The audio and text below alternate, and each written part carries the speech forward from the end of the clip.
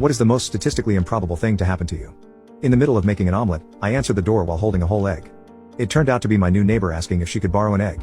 The look of confusion on her face when I produced one on the spot was only matched by my own, as she took it and left without saying a word. It was super weird. I found a random orange on the street while walking to school. I picked it up and tossed it down a driveway and it landed right up against a car's back tire. When I was walking home 7 hours later, the car backed out of the driveway and as it drove over the orange, it sprayed all over me. The work I used to do required me to carry a lot of keys. At the end of my shift every day I would go to hang up my keys on a cup hook, but as I entered the room, I would toss them over to the board with the hooks, trying to get them to land on the hook. And every day the keys would miss and fall to the floor. I would retrieve them and hang them and sit and do my paperwork.